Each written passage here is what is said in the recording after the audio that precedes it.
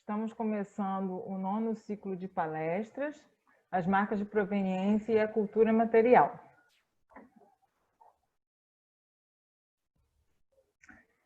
Meu nome é Fátima Duarte, eu sou bibliotecária, trabalho na seção de obras raras da Biblioteca de Manguinhos, da Fiocruz, né? E hoje nós estamos começando a 9ª sessão do ciclo de palestras, as marcas de proveniência e cultura material, uma realização do grupo de pesquisa Estudos sobre Patrimônio Bibliográfico e Documental do Departamento de Biblioteconomia da Unirio, Oliveira Lima Library, The Catholic University of America e Biblioteca de Manguinhos, Fiocruz. Bem, o nosso evento, ele tem o tema hoje, né? Um ato de proteção, carimbar, e eu queria dizer que eu estou muito honrada de participar dessa mediação, porque eu conheço o trabalho das meninas da Biblioteca Nacional, é um trabalho super importante, né? A Biblioteca Nacional ele é um patrimônio da sociedade brasileira, de todos nós, e elas fazem um trabalho de excelência, tentando reaver obras, né, que saíram das instituições públicas, né, da Biblioteca Nacional, e hoje em dia é um trabalho hercúleo tentar recuperar esse material. O nosso trabalho ele vai ser dividido, né, em 3 palestras. Então, eu vou apresentar a primeira palestrante, a sua palestra, e depois da fala dela a gente vai continuar com as outras, tá? No final, a gente vai ter o nosso momento de perguntas e de discussão também. Sejam todos bem-vindos. Então, nós vamos começar com a palestra Primeiras Impressões, né? Ela vai ser feita pela Mônica Carneiro Alves, que é formada em Biblioteconomia pela Unirio e ingressou na Biblioteca Nacional em 1986. Ela trabalhou por 30 anos na divisão de iconografia, onde foi por 6 anos chefe substituta. Desde 2015 é coordenadora do acervo especial. Vamos lá, Mônica?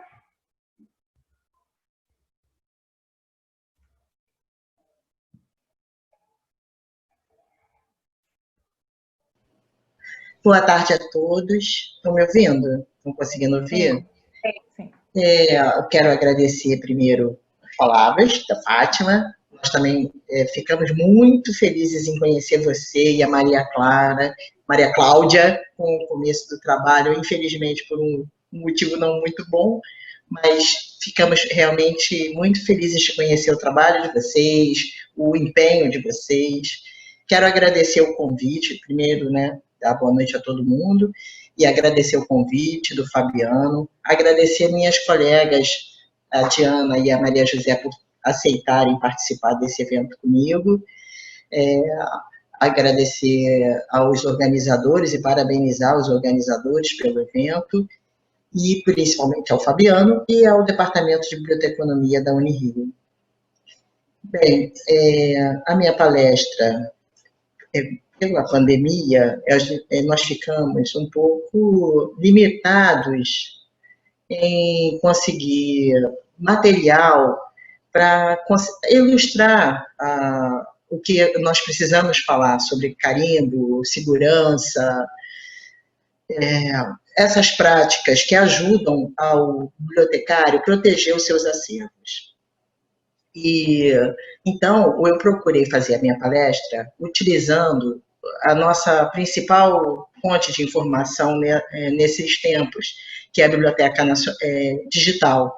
Eu usei praticamente a hemeroteca digital, utilizando os anais da biblioteca. Eu peguei a informação dos nossos antepassados.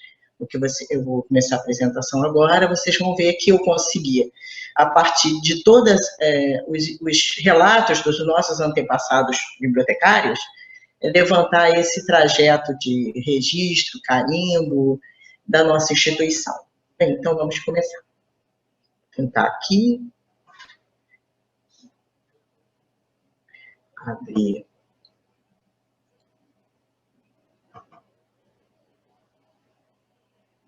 Tentar abrir aqui o aplicativo.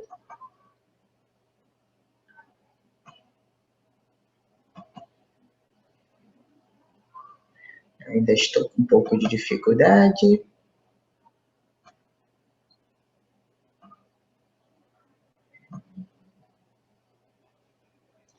Socorro, Fabiano.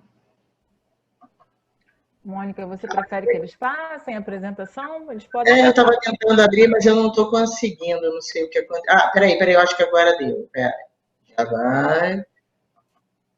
Acho que agora eu consegui.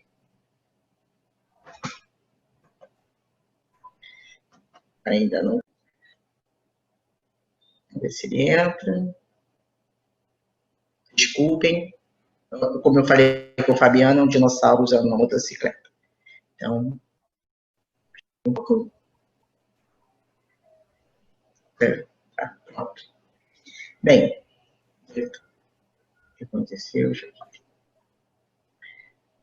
Eita, não está difícil.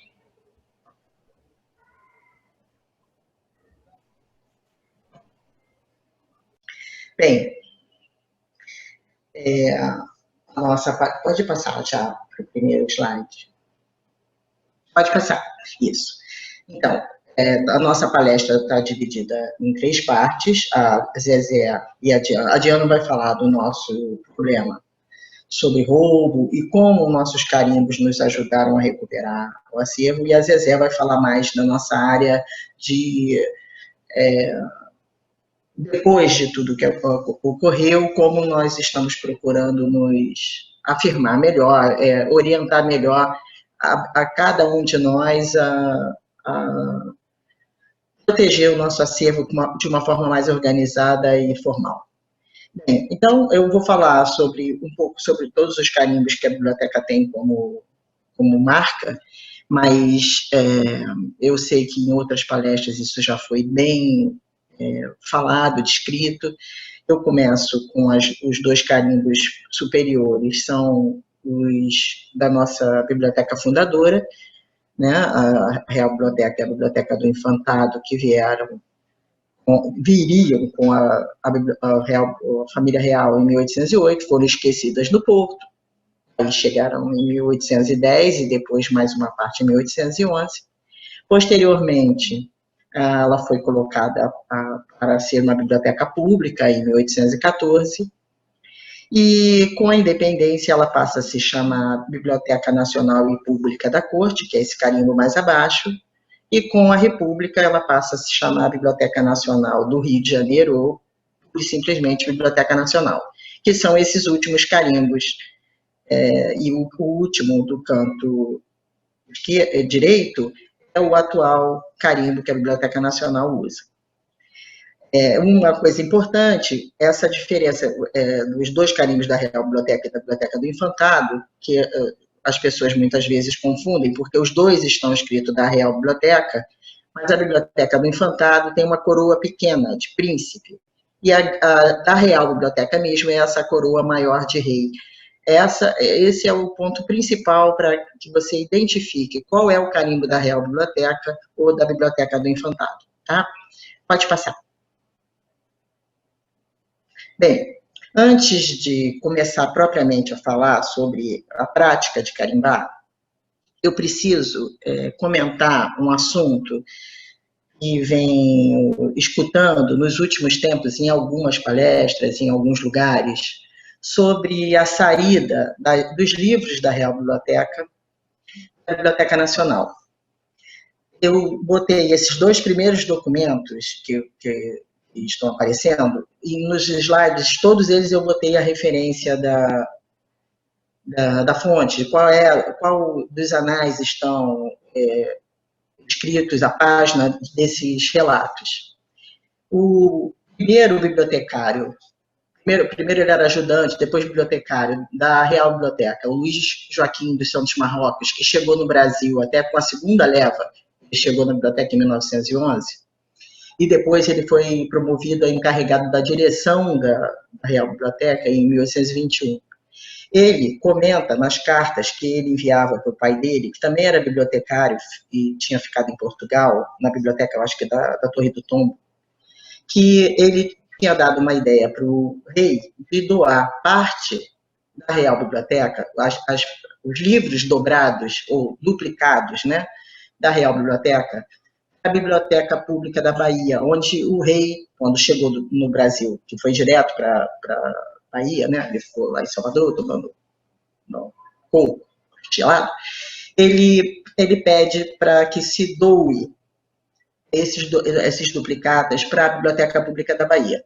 E nessas cartas para o pai dele, ele anota que já mandou 20 caixotes, que são, né, como os livros, né, eram transportados, pode passar para o segundo. E esse último, é uma outra carta, como ele põe aí, tá vendo? Filho muito afeito e obrigado ao Senhor, ele faz uma menção ao pai dele ali, uma despedida do pai dele, e diz que ele está mandando mais 37 caixões dos livros dobrados para a Biblioteca Pública da Bahia. O que acontece, e até na palestra do Cataldo, e também hoje de manhã, a palestra que a própria Jandira e a Thaís mostraram, que existem obras da Real Biblioteca ou da coleção Teresa Cristina em outras instituições, em várias instituições. Com a mudança do curso de biblioteconomia da Biblioteca Nacional para a Unirio, os livros que serviam para o curso foram para lá, que formam hoje a Biblioteca Central, mas sempre os livros só podem ser encontrados em instituições. Eles não podem ser encontrados por aí. Não saíram encarradas da Biblioteca Nacional. Se algum exemplar com carimbo da Real Biblioteca foi encontrado em algum lugar que não seja uma instituição, ele tem que ser estudado, tem que ser visto, porque não é o ideal, não é o certo, não é, eu não posso dizer que foi roubado nem nada, mas não é o certo. Isso tem que ser investigado e, pelo menos, ser documentado onde está esse livro. Então, desculpe eu começar a palestra com isso, mas eu acho muito importante a gente sempre ficar de olho nisso. É Real Biblioteca, pode estar na Biblioteca Nacional, pode estar em outra instituição. E só. Por favor, pode passar. Bem, agora, para poder também complementar essa situação de segurança de acervo, o regulamento de 1911 da biblioteca, no artigo 66, primeiro no 14, ele diz, autorizar a permuta que lhe pareçam vantajosas dos duplicados que forem por absoluta identidade e quando não se tratar de peças raras ou que forem de frequente consulta, ou ainda de exemplares que fizerem parte de coleção doada para se conservar unida. E no 66 ele fala, não podem ser transferidos da biblioteca para outro estabelecimento, salvo havendo exemplares em duplicata que lhe façam falta, ou seus livros, manuscritos, estampas e mais objetos que nela se colecionaram. Pode passar. Aqui, deixa eu ver também. Ele fala, isso é um texto agora, do Frei Camilo, que foi um dos primeiros bibliotecários da Biblioteca Pública da Corte. Frei Camilo foi chefe da biblioteca de 1853 até 1870. Ele anota também que ninguém ignora que hoje há livros e papéis inestimáveis da biblioteca, exemplares únicos, obras raríssimas. Ele também fala da oficina de cadernação, até que a Thaís falou hoje de manhã, que você tem que ter cuidado, que essas obras não devem sair da biblioteca. Pode passar, por favor. Aqui, ele até fez esse comentário, que ele fala que precisou, ele compra uma Marília de Dirceu, de 1792. Ele manda encadernar porque estava em mau estado. E junto de outros livros. E esse exemplar desaparece, simplesmente. E por quê? Porque foi para encadernar, ele teve que ser retirado da biblioteca. Então, ele dá esse alerta de não se deixar, por mais que ele diz que isso não conseguiu mais retornar, teve conseguiram punir os culpados, mas não se conseguiu esse exemplar de volta. Então, ele começa a mostrar esse perigo, como é difícil. Ele dá esse exemplo. Ele perdeu uma Ilha de Dirceu por mandar encadernar fora da Biblioteca Nacional. Pode passar, por favor. Agora, essa é a Lei do Patrimônio Histórico Nacional, criada em 1937, e que eu acho que é o ponto principal para se solidificar essa noção de patrimônio, que ele, no artigo 25, ele fala: o Serviço do Patrimônio procurará entendimento com as autoridades eclesiásticas, instituições públicas, científicas, históricas e artísticas e pessoas naturais, jurídicas, com o objetivo de obter a cooperação das mesmas em benefício do patrimônio histórico e artístico nacional. Os negociantes de antiguidade de obras de arte de qualquer natureza, de manuscritos e livros antigos ou raros, são obrigados a um registro especial do Serviço do Patrimônio Histórico e Artístico Nacional, cumprindo-lhes, outro sim, apresentar semestralmente aos mesmos relações completas das obras históricas e artísticas que possuem. Então, essa norma, é o que, assim, eu acho que solidifica essa noção de patrimônio histórico. Pode passar, por favor. Bem, agora o carimbo propriamente dito. Por favor, pode passar. Esse também é do Frei Camilo. Ele está organizando a biblioteca e uma das coisas que ele já põe como uma dos itens mais importantes para se fazer o trabalho ele fala: finalmente prover a biblioteca do material necessário para o catálogo sistemático e até comprar um sinete para estampar os livros, que não existia. Ele dá como fundamental o sinete para estampar os livros. É carimbar. Por favor, pode passar. Outra, deixa eu ver aqui. Aqui é um relatório que agora não está dando para ver porque está coberto pela lista. Um outro relatório mais adiante, ainda do século XIX, ele comenta de que foram carimbados os 394 documentos adquiridos no ano, até aí o ano de 1873, está muito 0, muito 8 aí, e que entraram para a seção... é o de 1906. Eles falam dos 394 documentos adquiridos no ano antecedente e dos 18.073 que entraram para a seção em 1906. Então, mostra que essa prática de carimbo é já fundamentada na biblioteca. Pode passar, por favor. Aqui também mais adiante fala: a carimbação fez em todas as aquisições efetuadas durante o ano. Mostra, e começou-se a fazer nos manuscritos encadernados já existentes. Por favor, mais uma. Aqui ele fala também, cadê? Deixa eu ver onde está. Esse daqui, deixa eu ver. Ele está falando da desmontagem para se fazer a publicação. Foi quando eles começaram a fazer o catálogo dos retratos do Barão, do Barbosa Machado, que é uma coleção que também veio com a Real Biblioteca. E um dos comentários que ele fala que ele está desmontando, ele está reencadernando, mas ele fala também que uma das coisas importantes é que procedeu-se a revisão geral das estampas para lhes aplicar o carimbo da seção, o que se fez num número elevado de peças. Por favor, pode passar. E já também, de novo, no regulamento de 1911, que também falava sobre a saída ou não das peças da biblioteca, no item 3 do artigo 10º, está escrito: velar pela regular escrituração dos registros de entrada, fazendo imprimir o selo da biblioteca em todos os impressos manuscritos, músicas, estampas, cartas, plantas e planos, logo que se registrarem, e devolvendo ao secretário depois de assinado o respectivo livro. Então, Tá aí, de novo, a prática do carimbo documentada no regulamento da Biblioteca Nacional. Por favor. Pode passar.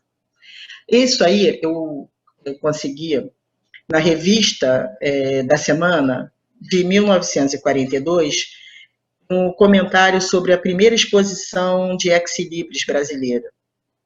E eu achei esse detalhe interessantíssimo, que o autor, que não aparece, quem foi que escreveu esse artigo, ele comenta: o ex-libris manuscrito, bem como o carimbo, tem contra si a circunstância de reduzir o valor do livro.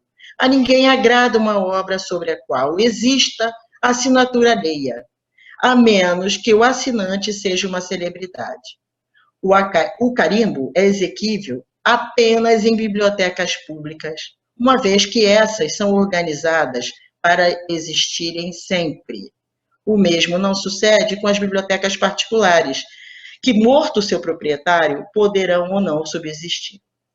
Então, até mesmo quando se está falando numa exposição de ex-libris, que são normalmente bibliófilos reunindo suas coleções em beleza, e até, Fátima, você vê que o primeiro ex-libris ali da exposição é o da Fundação Oswaldo Cruz.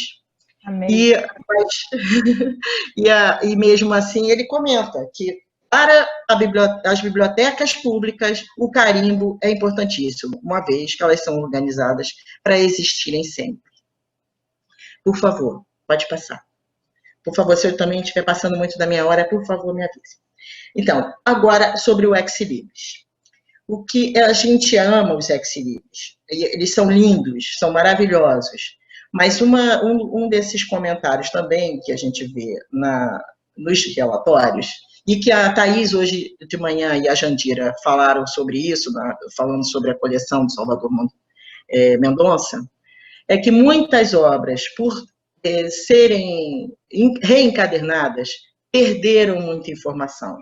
Então, esse é um exemplo. Ele fala que obras há de raridade e valor bibliográfico que não devem sair do estabelecimento para se restaurarem, quando a traça já leva adiantado seu trabalho de destruição. E muitas possuem a biblioteca, outras deterioradas pelo contínuo manusear, precisam de reparo prontamente feito. Muitas possuem a biblioteca que se conserva em brochura, como acontece como parte da doação de Conde Figueiredo, que foi uma das coleções que foram doadas à biblioteca. Pode passar, por favor? Aqui é o comentário da exposição das obras cervantinas. E aí ele comenta, esse exemplar, que nem cabe dizer qual é, mas acho que é um exemplar de 1700, ele traz o carimbo da Real Biblioteca, a qual pertenceu, mas ele foi restaurado na oficina da biblioteca, encadernado inteiramente em pergaminho, imitando o da época. Se a Real Biblioteca fosse um ex-libris e não um carimbo, esse carimbo, o ex-libris, se não fosse um carimbo, fosse um ex-libris, esse ex-libris já teria se perdido pela restauração. Por favor. Esse é o comentário sobre a remontagem, como eu já tinha falado antes, ali eu estava falando em carimbar, mas aí a parte de se falar da encadernação, eles apanharam cada retrato dos volumes do Diogo Barbosa Machado, desmontaram, montaram em novo papel, e depois, como ele fala, para realizá-lo, era mister que todo o papel fosse previamente molhado, principiou-se por desmanchar os volumes e descolar-lhes uma por uma as estampas grudadas nas folhas. Depois foram coladas sobre esta primeiras estampas, em que dantes se achavam, segundo novas folhas, nas quais tinham sido de antemão feito a abertura do tamanho exato das estampas, para que desta arte ficasse a nova folha com a espessura igual em todas elas. Quer dizer, todo o livro da coleção do Barbosa Machado foi desmontado. Pode passar, por favor. Assim preparadas as folhas e os títulos, foram os volumes novamente encadernados na oficina do Sr. Loisingen e Filhos, em meia encadernação de amador, condigna de tanta raridade, de tão belos primores da arte. Essa é a única anotação que a gente tem de que aquilo tinha um ex-libris, uma folha, porque tudo que está ali é extremamente novo, claro, dentro do período, mas não tem mais nada do original. Pode passar, por favor. Aqui também ele fala que na exposição de São Luís, além das encadernações comuns, restauraram-se numerosos livros antigos que se achavam em mau estado de conservação, nos quais se procurou imitar a encadernação substituta. Mas um pouco de livro que se perdeu, a sua capa original e provavelmente os seus ex-libris. Pode passar, por favor. Esse, para terminar, desculpa até me estender muito, é o ex-libris de uma das coleções também que formaram a Real Biblioteca, do Guillaume de God. Ele usava, e Fabiano, você vai gostar porque também tem o nome primeiro do primeiro proprietário, é o ex-libris manuscritos do André Gonçalves Pintor. E tem mais alguma Bodevão, que eu não sei, que eu não estudei ainda muito a fundo. Isso aí até a folha de rosto do livro do Dürer, os 4 livros do Dürer. Essa obra foi restaurada há pouco tempo e ela está sem a encadernação dela original. Mas o Guillaume, ele usava o ex-libris dele como se fosse um ex-libris manuscrito. Ele colava ou no verso da folha de rosto, ou na própria folha de rosto. Ele colava no texto, ele usava como se fosse um carimbo o ex-libris dele, ou como se fosse uma assinatura manuscrita. Então, mesmo as obras dele que perderam as encadernações, essa daí, por exemplo, ela não tem mais nada de encadernação, ela está aí. Foi uma das poucas que sobrou, porque ele usou como esse ex-libris como se fosse um carimbo. Então, a minha conclusão, ex-libris é lógico que valoriza, claro que é importante, é uma peça fundamental para a história do livro, do colecionismo. Eles representam normalmente o seu colecionador, mas ele não pode, para quem tem uma biblioteca pública ou uma instituição de memória, que ele seja a única marca de propriedade. Você deixa a sua instituição, o seu exemplar da sua instituição muito vulnerável. O carimbo em instituições públicas ou instituições de memória é fundamental. Pode passar, por favor. Bem, desculpe ter me alongado. Minhas considerações finais. Carimbar é a nossa principal obrigação. E tentar conhecer e respeitar a história de cada instituição, da sua instituição, para você conseguir entender e acompanhar essa evolução, é fundamental. Hoje de manhã, a Thaís, a Jandira, a Rosângela mostraram muito isso, e cada um de nós, quando encontra um documento fora da instituição, em outra instituição, por saber do seu passado, por procurar, como a Jandira procurou no museu, os documentos dessa transferência, a gente tem essa tranquilidade. E como o Fabiano já falou, o que a gente precisa é criar essa rede, a rede e que o Planor faz isso muito bem. Na onde estão esses acervos? A gente não vai perder a memória dessas coleções. Elas não precisam ficar todas juntas, mas elas precisam estar documentadas. Muito obrigada e desculpa me estender.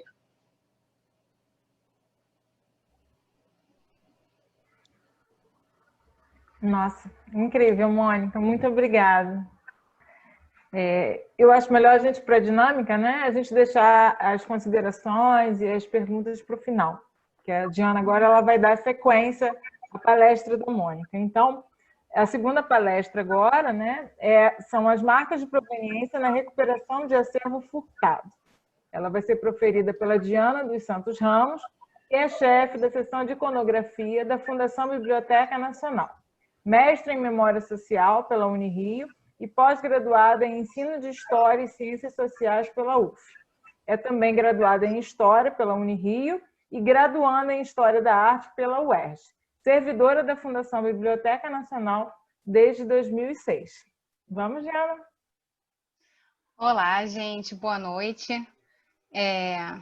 Que bom estarmos todos reunidos aqui para trocar ideia, para compartilhar nossas experiências. Eu vou tentar abrir aqui o PowerPoint e, se tiver algum problema, por favor, me avise.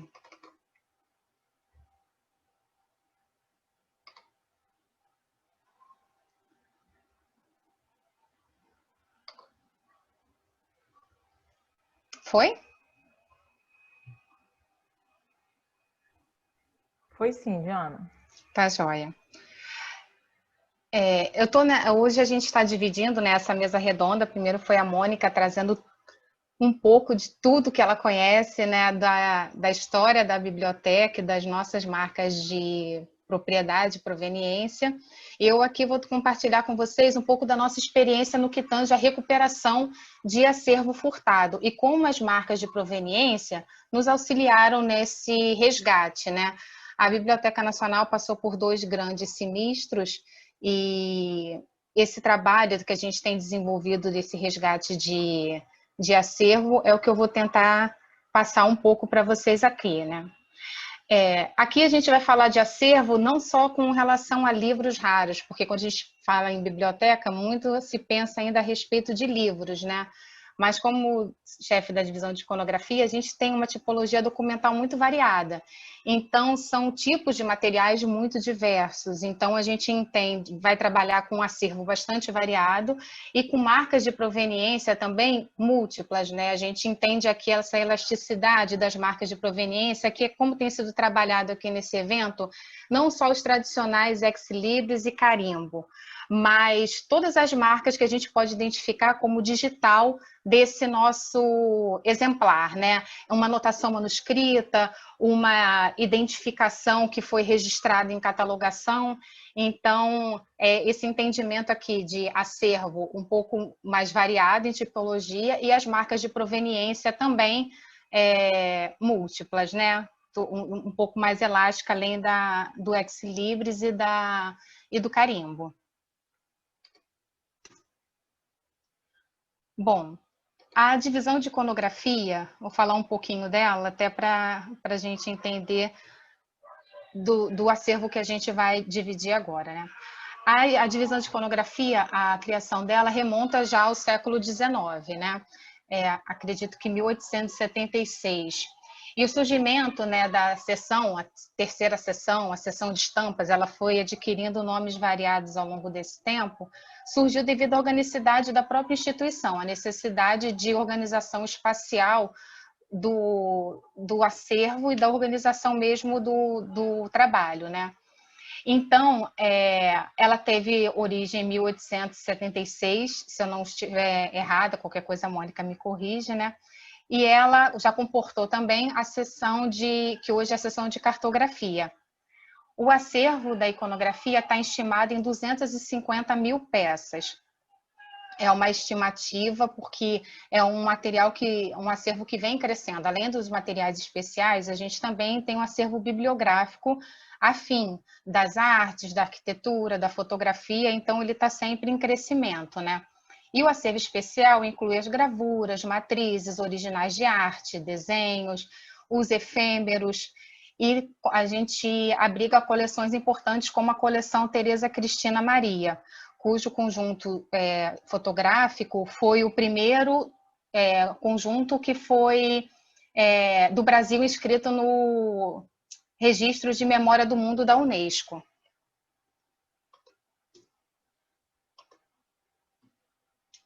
Bom, e aqui um pouco dos nossos sinistros, né? Dos nossos 2 grandes sinistros. O primeiro foi o furto de 2004, né? Os 2 grandes responsáveis foi uma dupla que, infelizmente, é uma dupla conhecida de outras instituições, né? O Laércio e o Reginaldo. Eles tiveram acesso à Biblioteca Nacional como pesquisadores, com identificação, cadastrados, e foi durante a consulta desse material, que eles realizaram os furtos. Eles consultaram pelo levantamento que a gente pôde realizar a partir desse controle de acesso aos materiais, consultaram 31 documentos. e desses 31 documentos, 14 deles foram furtados. E quando a gente fala documento, um álbum de gravuras, por exemplo, a gente contabiliza como um documento, mas pode ter, foi furtado, por exemplo, 10 pranchas. Por isso, 102 peças de 14 documentos. Esse furto de 2004, ele foi amplamente divulgado pela imprensa e foi conhecido por conta da prisão do Laécio em São Paulo. O Laécio consultou, ele e o Reginaldo consultou a sessão de iconografia durante 2 semanas, final de abril e início de maio de 2004. E em 17 de maio, ele foi preso em São Paulo. E essa prisão teve uma grande reverberação na imprensa. A prisão dele chamou muito a atenção das instituições de acervo, né? E foi a partir daí que funcionários da Biblioteca Nacional, da Iconografia, o reconheceram como pesquisador que há pouco tempo esteve na instituição pesquisando o acervo. Então, a imprensa fez grande cobertura, assim como a Biblioteca Nacional, outras instituições, como o Museu da Cidade, o Museu Nacional, identificaram o Laécio como pesquisador frequente dessas instituições e de pouco tempo. Não foram instituições avulsas, foi uma onda de furtos, né? Uma onda organizada, direcionada, em que diversas instituições do Rio de Janeiro, de São Paulo e de todo o Brasil passaram por ela, infelizmente. O furto de 2005, ele já aconteceu em circunstâncias completamente diversas, né? A de 2004, com a prisão do Laécio, foi possível identificar quando ocorreu, como aconteceu, que foi durante o atendimento, durante a consulta do acervo. Mas o roubo de 2005, que teve um impacto maior, ele aconteceu durante a greve dos servidores da Biblioteca Nacional. Essa greve foi entre 2 de abril e 14 de julho. E esse roubo, como eu disse, ele foi acontecer em situações diversas porque ele não foi identificado de pronto com o retorno às atividades, né? Foi um roubo percebido durante o manuseio do material para tratamento técnico, para atendimento dos funcionários. E aí percebeu-se que o furto aconteceu predominantemente nos documentos fotográficos. E houve os mobiliários, eles não foram quebrados, não houve arrombamento. Então, tudo isso dificultou que fosse percebido de pronto esse grande furto que nós fomos acometidos, né? Ao perceber, e como é que a gente percebeu esse furto? Ao lidar com acervo fotográfico, tinha cópias de época, mas não as cópias do nosso acervo que estavam nesse local, no local de algumas fotos, né? Então, ao invés de ter uma fotografia do Marc Ferrez, tinha uma outra fotografia também, albumina, também século XIX, por exemplo, mas que não era do nosso acervo. E daí isso chamou a atenção e começou de imediato um inventário no acervo fotográfico que foi estendido para os demais acervos, né? Então, foi visto que foi roubado Marc Ferrez, o Mullock, o Stahl e muitos outros fotógrafos importantes e de peso do século XIX, início do século XX, né? Então foi um roubo direcionado, um roubo especializado, não foi um roubo a esmo de qualquer material que foi se encontrando, né?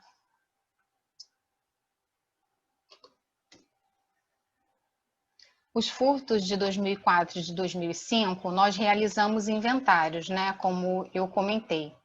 O roubo de 2004 foi um inventário mais localizado, porque ele foi feito especialmente sobre o material consultado pela dupla Laécio e Reginaldo, né? E foi identificada a falta de 102 peças no total de 14 obras.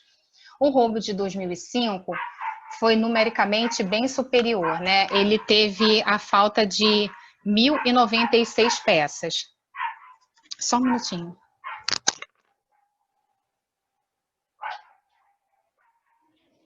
Um momento desse, gente. Então, vamos lá. O roubo de 2004, nós tivemos os inventários, né? E o de 2005 também. E os números são bem diferentes. O tempo de ação, o modus operandi, todo divergiu bastante, né?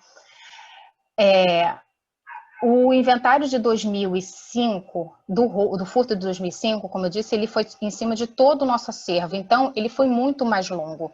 porque não sabíamos, não tínhamos ideia. Como não tinha nenhum tipo de arrombamento, de mobiliário quebrado, a gente não tinha ideia do que tinha acontecido e quais os acervos que poderiam ter sido atingidos.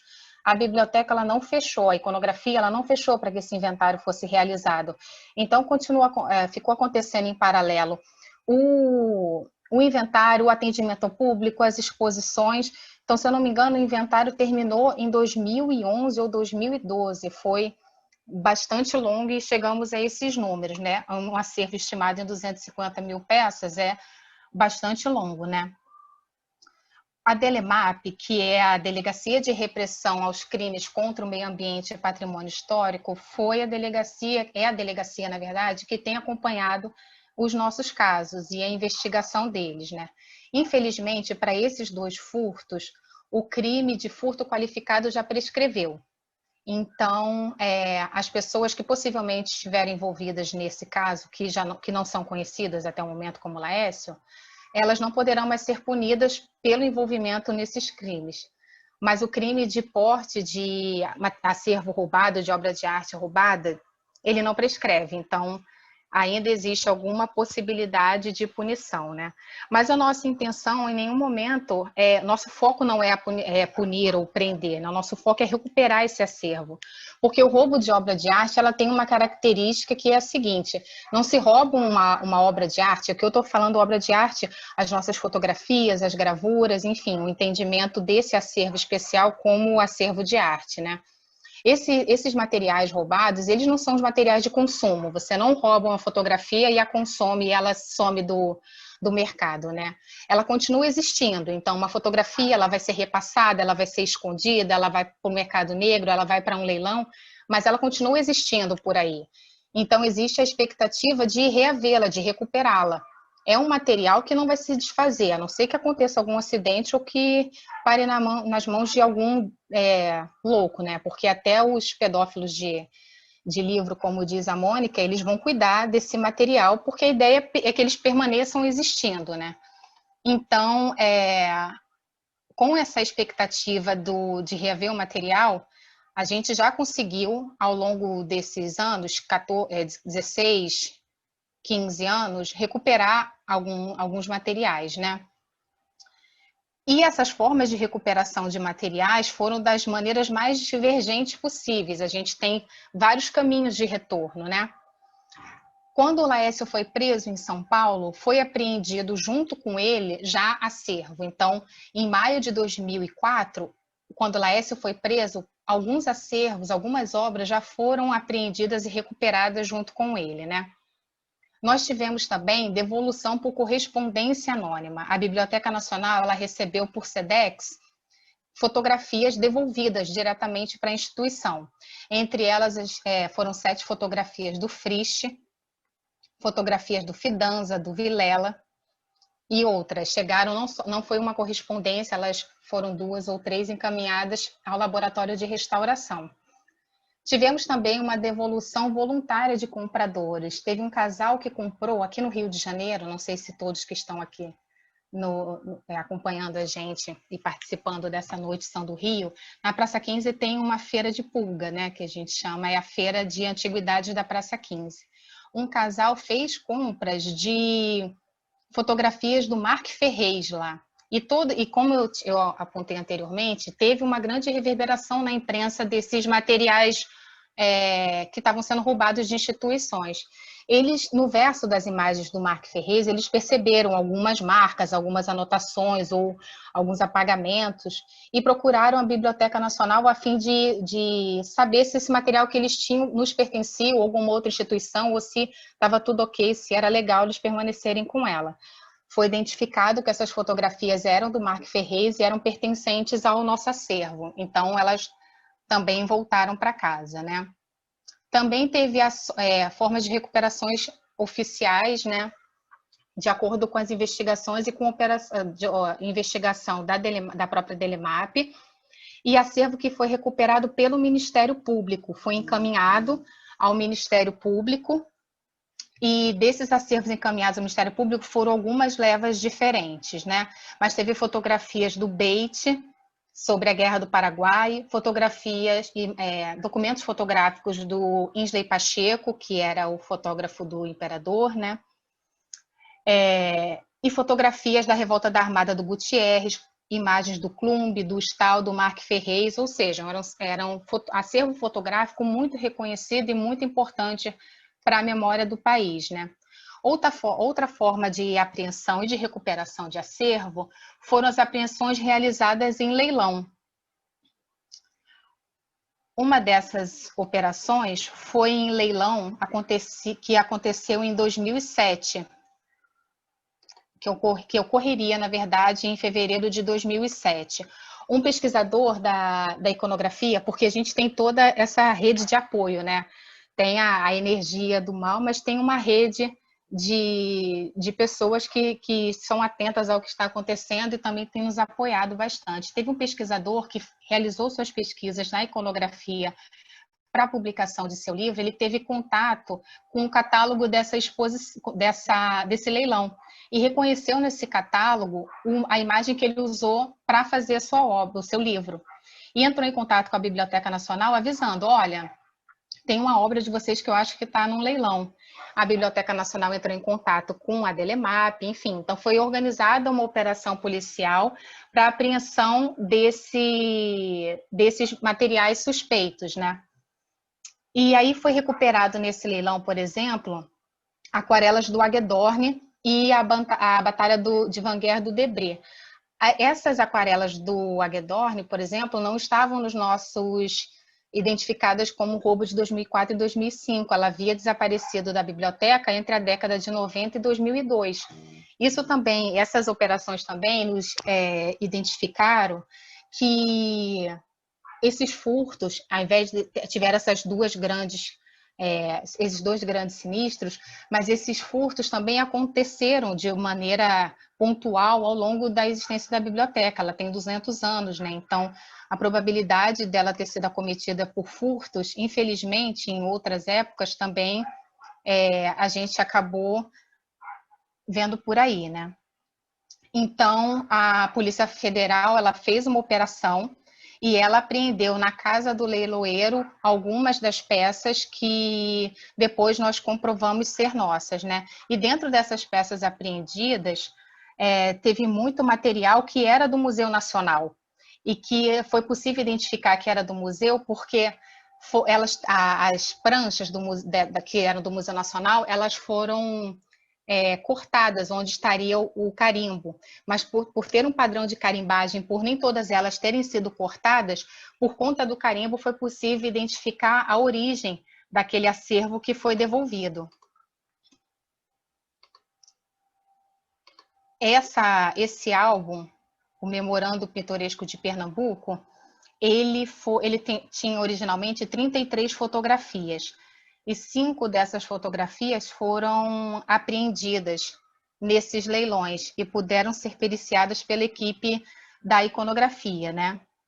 O Joaquim Marçal, na verdade, ele fez parte da perícia desse acervo fotográfico que pôde comprovar que 5 dessas fotografias que estavam para o leilão era nossa, né?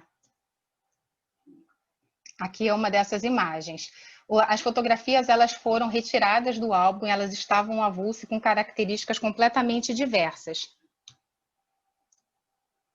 Aqui é possível ver que a fotografia ela está colada num suporte secundário maior do que o suporte secundário original da fotografia.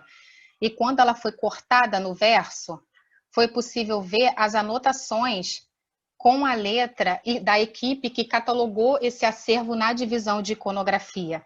Então, essas anotações, elas por si só já são uma marca nossa de proveniência, porque era um tipo de registro padrão de título e de legenda dessas imagens no verso do cartão suporte.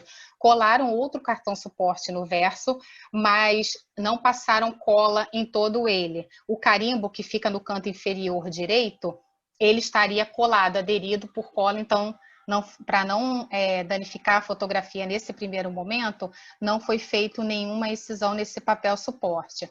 Aqui é um exemplo de uma fotografia que continua no nosso acervo, que tem esse padrão de título no alto e do texto legenda mais embaixo, do carimbo e do registro no canto inferior direito.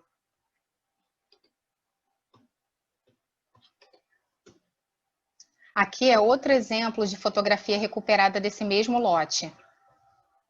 Aqui, a fotografia, no lado esquerdo, a gente tem a reprodução a partir do negativo de segunda geração, que era uma cópia de segurança que nós tínhamos, né? Do lado direito, já é uma reprodução fotográfica da fotografia recuperada do leilão. Essas linhas vermelhas são só para identificar a mancha da imagem, que elas são do mesmo tamanho.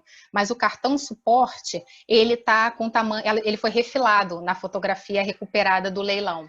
Por quê? Porque no verso desse cartão estava o nosso carimbo de propriedade da Biblioteca Nacional. E a nossa tinta indelével, a forma como é feita, o carimbo que usa, a tinta que a gente usa, é muito difícil de ser retirado, de ser lavado, né? Então, para poder retirar o nosso carimbo, eles refilaram o papel e não sendo suficiente para retirar, porque parte do papel estava sobre a imagem, eles fizeram uma raspagem. E essa raspagem pode ser vista nesse detalhe da fotografia da perícia realizada pelo Joaquim e pela Francisca. Aqui já é uma outra fotografia, que é o verso de uma fotografia, né, que é da Fazenda da Cachoeira. Essa fotografia ela foi manipulada pelos ladrões na ocasião, né? Pode-se ver que eles mutilaram, cortaram do lado esquerdo e do lado direito. Ela tem no centro a etiqueta da coleção Teresa Cristina, e tem as anotações de localização e de registro patrimonial. Essa reprodução ela está no livro da Rosângela Renó, que fez o registro do verso do nosso acervo recuperado.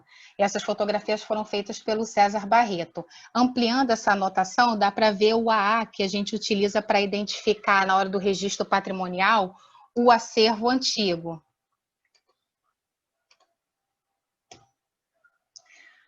Mais recentemente, a gente teve como forma de recuperação do acervo as denúncias do próprio Laércio. Ele, preso, mandou cartas à imprensa e à própria Biblioteca Nacional. Em princípio, ele estava pedindo doação de livros para a Biblioteca do Presídio. Mas depois ele começou também a fazer acusações e a falar sobre os roubos que ele havia cometido, né? Aqui é uma das cartas que ele enviou para a Biblioteca Nacional, e nessas cartas e nesses contatos que ele começou a fazer com a imprensa, ele começou a fazer denúncias, começou a falar de nomes de pessoas e de instituições. Numa dessas, ele falou do Instituto Itaú Cultural e falou especificamente de obras do Bausch que estariam de posse do Instituto Itaú Cultural. Toda essa reverberação na imprensa gerou um movimento, né, do Itaú Cultural e da Biblioteca Nacional. A Delemap esteve envolvida desde o início, assim que a Biblioteca Nacional foi contactada pelo Laércio, a biblioteca entrou em contato com a Delemap. Então, as duas instituições, elas assinaram um extrato de compromisso para tratar desse material que estava em suspeição. Essa perícia ela foi organizada e realizada internamente na Biblioteca Nacional, né? Ela foi realizada pela equipe que foi nomeada, o Joaquim Marçal era o coordenador da equipe, ela contava comigo como chefe da iconografia, a Mônica como Buda e como coordenadora de acervo especial, o responsável, coordenador Jaime Spinelli pelo Centro de Conservação, né? A Jandira e a Gilvânia como chefes do Laboratório de Conservação e Restauração. Nessa situação, nós recuperamos 8 gravuras. E uma das coisas que aconteceu foi que dessas 8 gravuras nós só tínhamos dados por falta de 4, porque o Laércio, na ocasião, ele substituiu por cópia 4 das 8 gravuras que ele roubou. E aqui é uma das imagens que a gente produziu para poder recuperar essas gravuras. Ela, se vocês conseguem ver, eu não sei se a reprodução é muito boa, os 4 cantos dessa imagem, elas têm perda de suporte. E essa é uma reprodução de como era a nossa peça antes de ter sido furtada. Os 4 cantinhos dela foram recuperados, né? Sofreram enxertos. E quando a gente coloca aqui uma ampliação, dá para ver que o cantinho dessa imagem foi recuperado, foi enxertado, né? Aqui é o verso de uma dessas pranchas que foram recuperadas. Ela tem o padrão de anotação igual a de uma das pranchas que ficou. Então, todas essas informações de anotação, o que tem no verso, localização, tudo isso estava na nossa catalogação. E mesmo quando a gente não conseguia uma imagem de referência para poder trabalhar, essas informações no registro de catalogação nos ajudaram muito. Essas aqui foram as 8 pranchas recuperadas no início dessas perícias que começou de 2018 para cá. Aqui, uma outra obra é a obra do Bouvelot, uma das pranchas que é o rio tomado, a glória tomada da entrada, né? Do Bouvelot e do Murro. Aqui no verso, no canto superior esquerdo, uma anotação que poderia passar desapercebida para a gente foi nossa digital ali. Essa anotação, não sei se vocês conseguem visualizar, o DIAP, é uma anotação nossa de quando uma obra foi produzida diapositivo e está no nosso arquivo de cromo. Então, na hora que a gente viu, era a única anotação que tinha no verso. Mas para a gente, como a gente era a mesma grafia, de um mesmo período, de uma mesma forma, o mesmo padrão, foi suficiente para que a gente comprovasse que essa imagem era nossa. Então, Diana, oi, Fátima. querida, mais 5 minutos, tá? Tá bom, tá? Não, tô terminando aqui. Os últimos dados que a gente tem, né, que a gente teve acesso para poder montar essa apresentação, é que a gente já recuperou cerca de 10% do acervo que foi furtado.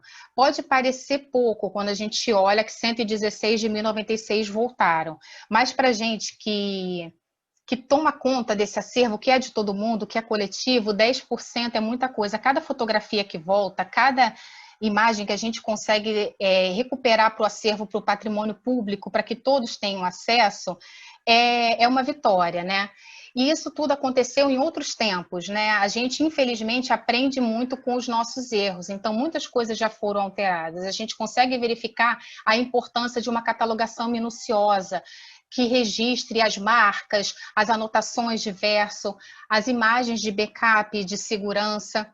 E com essas falhas que aconteceram ao longo do tempo, muita coisa mudou e vem mudando, né? E isso é basicamente o spoiler do que a Zezé vai falar a seguir, né? Então é isso, gente. Eu queria agradecer a todos pelo espaço, né, pela oportunidade de a gente dividir experiências. Queria pedir desculpa pelas falhas, pelas confusões aqui na apresentação, pelos indícios das faltas, porque às vezes eu comentei de algumas coisas que eu não pude mostrar a imagem, mas foi, como a Mônica falou, a dificuldade de acesso às nossas fontes pela pandemia. Eu queria agradecer a todo mundo da organização, né, a quem está no apoio, que fica ali por trás escondidinho, acautado, que dá as caras, né, que levanta a nossa bandeira, porque isso daqui, a recuperação, o carimbar, o marcar, é uma causa, né, que a gente está lutando aí. Queria agradecer a Maria José, que institucionalmente sempre incentivou esse movimento e que está deixando e que com certeza é um legado dela para a Biblioteca Nacional, essa normatização e esse movimento de normatização das nossas marcas de propriedade. Queria agradecer também para que esse trabalho acontecesse, essa apresentação, por mais simples que acontecesse, eu envolvi muita gente da equipe da iconografia.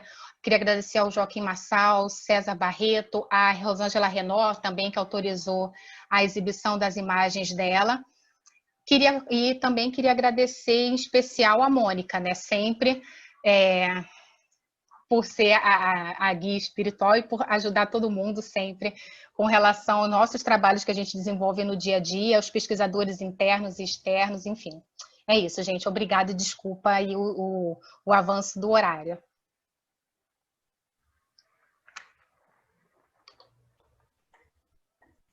Nossa, é incrível, Tiana. Eu queria aproveitar também entre uma fala e outra para dizer assim que esse trabalho que elas fazem, elas também nos ensinam a fazer, né? Outras instituições que passaram pela mesma situação de furto, eles fazem treinamento, eles ajudam a gente assim de todas as formas possíveis, né? Então, aproveito aqui no intervalo para fazer o meu agradecimento. E agora vamos à terceira palestra, né? A importância da normatização de procedimentos na Fundação Biblioteca Nacional. Maria José da Silva Fernandes, bibliotecária, graduada pela Universidade Federal Fluminense, servidora de carreira da Fundação Biblioteca Nacional, onde iniciou suas atividades em 1978 como estagiária junto ao Plano Nacional de Microfilmagem de Periódicos Brasileiros. Trabalhou cedida à Universidade Federal Fluminense no período de 1986 a 2011, onde chefiou o Centro de Memória Fluminense. Desde 2015, é coordenadora geral do Centro de Coleções e Serviços aos Leitores da Fundação Biblioteca Nacional. Seja bem-vinda, Zezé. Vamos lá.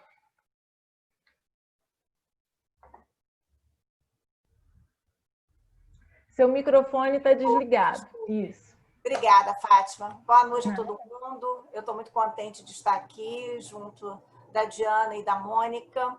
Para quem nos conhece, sabe que nós moramos as três juntas no mesmo espaço, na seção de iconografia, e o nosso dia a dia é uma troca muito prazerosa e muito eficiente de conhecimento, mas também de discussão, de dúvidas, de respostas que a gente vai encontrando coletivamente. Depois da gente ouvir a Mônica contar a história das marcas, dos carimbos e das marcas da Biblioteca Nacional ao longo desses anos todos e em situações diversas, e de ouvir a Diana falando desse movimento de recuperação de acervos, que foi um exercício difícil, que foi um exercício de muito aprendizado, que foi um momento em que os saberes, as dúvidas, o esforço conjunto da Biblioteca Nacional foi exitoso, no sentido de a gente conseguir recuperar alguma dessas obras. Alguma coisa dentro da gente nos dizia que a gente tinha que mudar, que a gente tinha que aprender com aquilo e que a gente tinha que se fortalecer, né? Então, assim, infelizmente aconteceu, a gente se pergunta muito como é que foi, será que nós falhamos, será que a gente podia ter evitado dessa forma, o que a gente poderia ter feito? Mas isso foi muito proveitoso para nós, porque eu acho que nós saímos dessa situação muito mais atentos, eu acho que muito mais espertos, né? Muito mais conhecedores dessa vivência.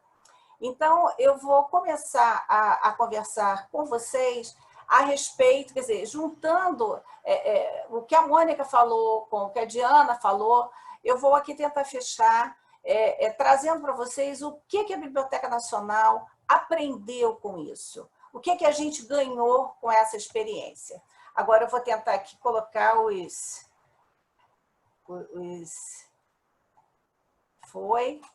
por que está no último?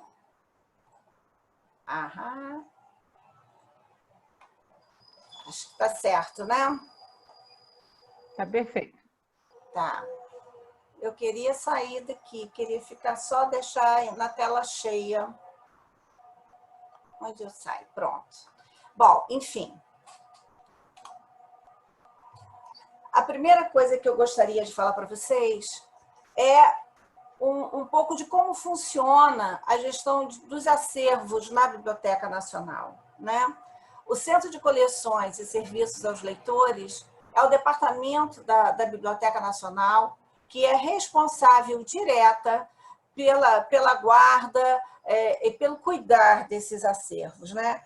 Vocês sabem que entre as competências da biblioteca está de captar, preservar, difundir os registros da nossa memória bibliográfica nacional e também o de conservar, proteger esse acervo, né? além do fato da gente ser depositária do depósito legal, o que faz com que a nossa coleção cresça de maneira geográfica todos os anos, né? Por ano, só para que vocês tenham uma ideia, nós recebemos em torno de 88 mil volumes novos para serem acrescentados ao acervo. Então, é uma coleção que não para de crescer e é uma coleção que a gente tem que administrar, que a gente tem que cuidar, que a gente tem de preservar. E eu costumo brincar que na Biblioteca Nacional nada é pequeno, né? Quando a gente acerta muito. Mas quando a gente comete algum erro, é um erro também de grandes proporções. Então, a gente é normalmente muito cauteloso com relação a essas atividades de guarda e de processamento técnico do acervo. Bom, o Centro de Coleções e Serviços aos Leitores trabalha com 3 coordenações, né? Esse acervo é dividido em 3 grandes áreas. A coordenação de acervo especial, que é a Mônica, que coordena. A coordenação de acervo geral, que é a Daisy, e a coordenação de publicações seriadas, que é o Alex da Silveira. Então, são 3 bibliotecários, cada um à frente dessas grandes áreas de acervo. A coordenação de acervo especial, ela reúne 6 outras áreas. A seção de iconografia, que é chefiada pela Diana, a seção de manuscritos, chefiada pela Luciane, a seção de obras raras, chefiada pela Valéria Werneck, a seção de música e arquivo sonoro, chefiada pela Elisete Gino, a seção de cartografia, chefiada pela Dulce Faria, e o Planor, que também está ligado à coordenação de acervo especial, coordenado pela Rosângela, que todos nós conhecemos e admiramos pelo trabalho que vem desenvolvendo à frente do Planor, né? Bom, assim, eu acho que o objetivo de falar desses acervos é só para que vocês tenham, assim, ideia realmente qual é a nossa responsabilidade, de como isso é complicado, é difícil para nós. Na iconografia, a Diana já disse, nós temos em torno de 250 mil peças. Desenhos, caricaturas, gravuras, fotografias, livros e uma série de outros tipos de materiais. E manuscritos, cerca de 900 mil documentos. São arquivos pessoais, são arquivos institucionais, obras literárias, arquivos históricos, que vão desde o século XI até os dias de hoje. Material encadernado, material avulso, também um acervo imenso. Em obras raras, que é essa terceira imagem aqui, em obras raras nós temos entre 50, a gente estima entre 50 a 70 mil obras, mais a parte de acervos raros, né? E espera que eu queria voltar atrás. Mais a parte de acervos raros, de periódicos raros, perdão, que também é um contingente grande de material a ser tratado. Então, muita coisa ligada a essa área. Na cartografia, são 22 mil mapas, alguns impressos, outros manuscritos, cerca de 1.200 atlas, livros tratados sobre o tema. A Dulce está sempre correndo atrás da biblioteca, qualquer coisa que se relacione à cartografia, ela quer levar para esse acervo. Música, a seção de música e arquivo sonoro, nós enfrentamos um grande desafio o ano passado. Foram 30 semanas exaustivas de mudança do acervo do 3º andar do Palácio Gustavo Capanema para o 7º andar do prédio do Teleporto. Nós estamos falando aqui de um acervo de 450 mil peças, considerado o maior acervo de música da América Latina. Então, fazer essa mudança foi um desafio. É bom aqui de público agradecer a Elisete, que comandou esse trabalho, aos nossos colegas voluntários na biblioteca de outras áreas que apoiaram esse movimento. Então, assim, é tudo macro. Quando a gente fala do Planor, com o catálogo do Patrimônio Bibliográfico Nacional, com mais de 34 mil obras hoje cadastradas, referentes a mais de 230 instituições de todo o país. Então, é realmente um acervo imenso, né? Peraí que eu me atrapalhei aqui. Quando a gente vai para o acervo geral, é uma outra visão. Aqui nessa parte aqui, que vocês estão vendo, são os armazéns de obras gerais, são 6 andares, absolutamente lotados de livros. Nós estimamos aqui em torno de 2 milhões de volumes e mais 500 mil que estão no prédio anexo, porque já não temos mais lugar no prédio sede. Aqui é uma visão do Salão de Obras Gerais, onde é feito o atendimento, a leitura do pessoal do acervo geral. A coordenação de acervo geral reúne ainda a seção de referência, reúne a seção de informação documental, que é um trabalho importantíssimo que a Biblioteca Nacional faz, que é o de atendimento ao pesquisador que está fora da cidade, que está fora do país, e que recorre à Biblioteca Nacional, a esse grupo especializado da casa, né, que conhece os acervos e que responde a muitas dessas questões que nos são encaminhadas. Aqui, a coordenação de publicações seriadas, que é exatamente o mesmo armazém de obras gerais, só que na outra lateral do prédio sede. São 6 andares, também repletos de volumes, né? Aqui embaixo é a seção de manuscritos, que vocês podem observar. E na área de periódicos, nós temos cerca de 79 mil títulos. Se a gente contar com os periódicos raros, que ficam na seção de obras raras, e com os periódicos especializados de música, que ficam na seção de música, esse número cresce a algo em torno de 92 mil títulos de periódicos. Mas, enfim, na coordenação de publicações seriadas, a gente tem cerca de 350 mil volumes. E passamos também por uma grande experiência de movimentação desse acervo para que as obras de reforma da fachada da Biblioteca Nacional pudessem ser realizadas. Nós tivemos que retirar dos armazéns de periódicos 14.500 volumes de jornal. Isso equivale, gente, a gente estima mais ou menos uns 10 quilos cada volume encadernado de jornal, são 14 toneladas e meia que tiveram que ser retiradas dos armazéns de periódicos para serem encaminhadas ao prédio anexo.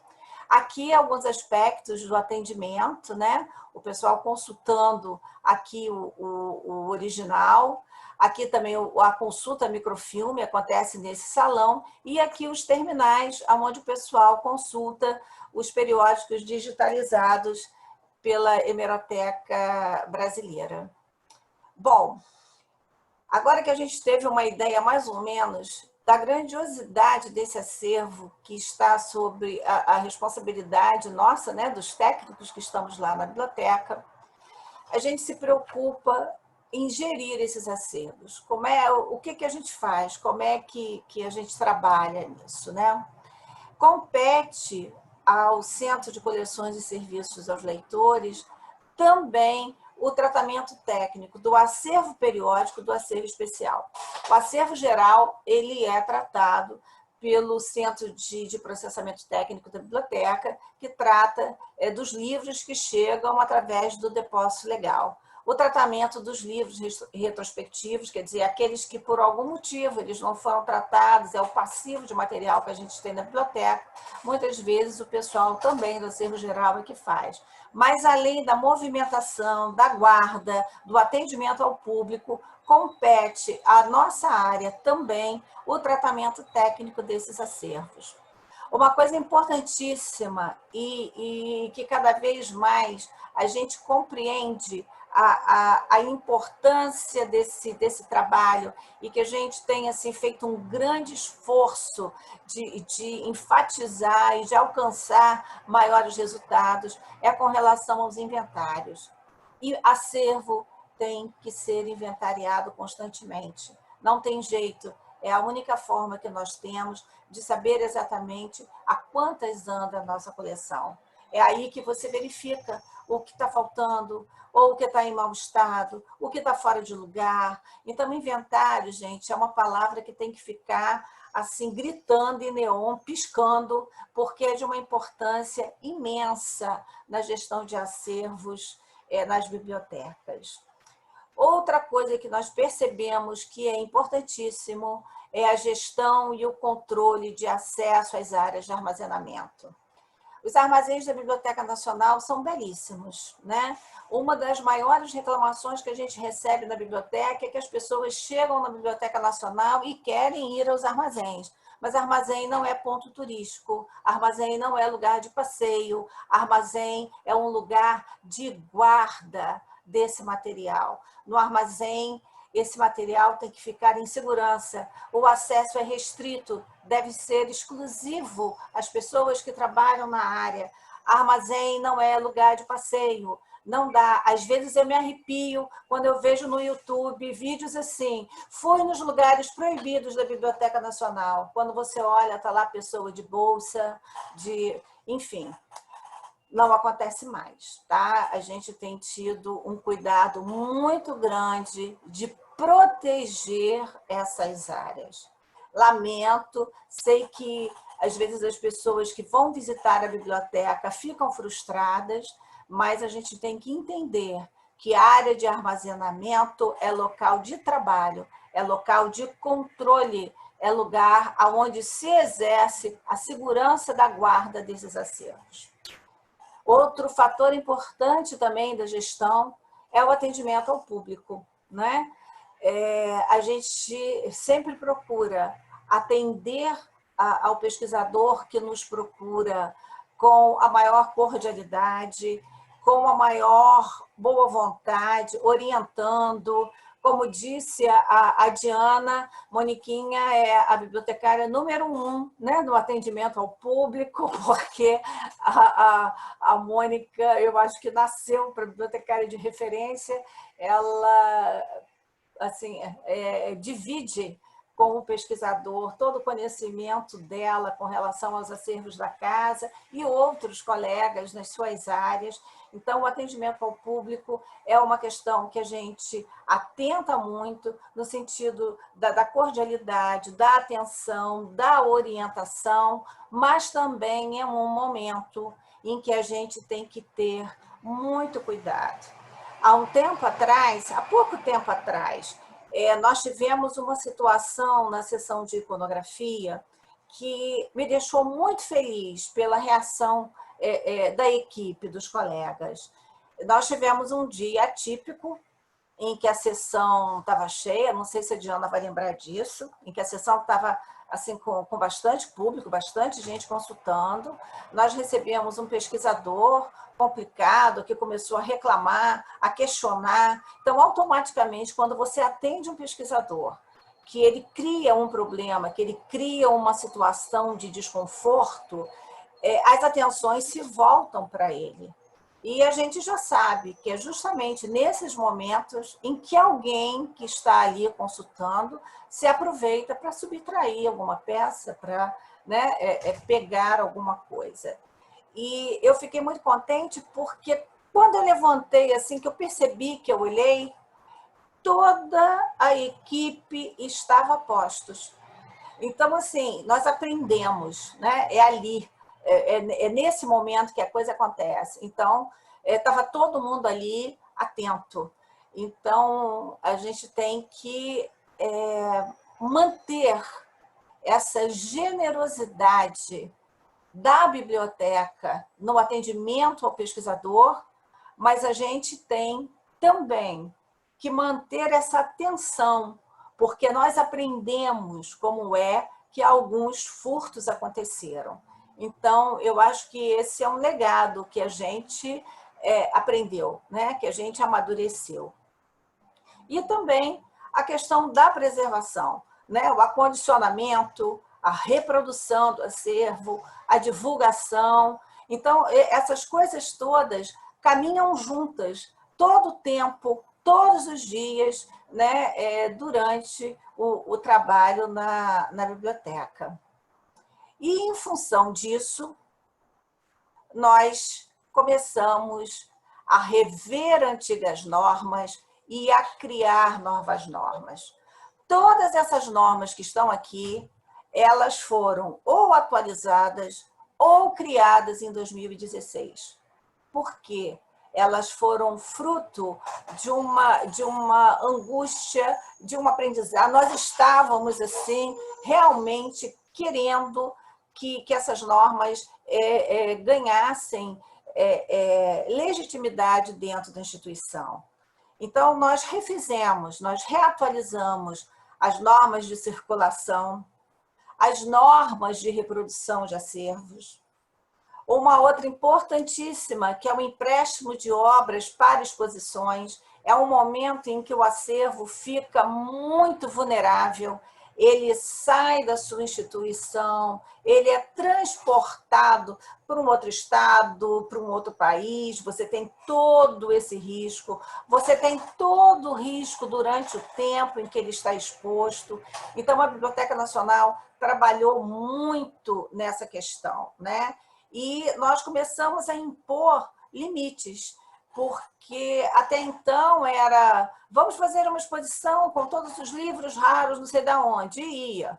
Hoje não vai mais, porque a biblioteca estabeleceu limites para a preservação desses acervos. Então, é uma norma bastante detalhada, é uma norma que foi construída a N mãos, né? No final, o Jaime Spinelli, da preservação, foi assim precioso para a gente dar uma redação final a isso. Ela, inclusive, agora, neste exato momento, ela está sendo atualizada, porque nós estamos complementando um capítulo das sanções para alguns problemas, e não pensem que problemas não acontecem durante o empréstimo. Vou contar uma coisa aqui para vocês. Nós tivemos um momento de extrema tensão quando algumas obras das mais raras da iconografia foram emprestadas por uma exposição no Recife, dormiram no pátio da TAM, foram declaradas como quadros e algumas caixas foram arrombadas. Por Deus, porque eu acho que Deus tem um carinho especial pelas bibliotecas, nada se perdeu. Mas olha o risco que se corre. Então, aquilo foi assim o momento de mudar.